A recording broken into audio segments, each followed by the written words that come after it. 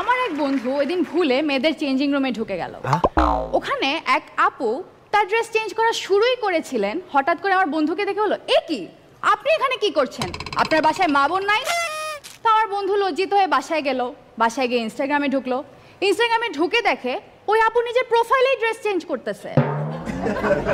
তখন আমার বন্ধু রিয়ালাইজ করলো ইনস্টাগ্রামে ওই আপুরই মা বোন নাই।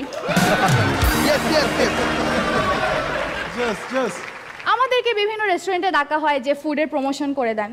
তো যখন ক্যামেরাটা অন থাকে আমরা বলি খাবারটা সুস্বাদু, আর ক্যামেরা অফ হওয়ার সাথে সাথে আমিন ভাই, আপনাকে যখন কেউ ফেসবুকে ডিস্টার্ব করে আপনি কি করেন? ব্লক করেন। ফারি আপু তাই করেন, কিন্তু আমি তা করি না।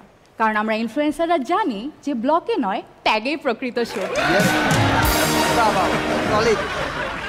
যখন একজন সাধারণ ছেলের সাথে একজন সাধারণ মেয়ের বিয়ে হয় তখন সেটা হয়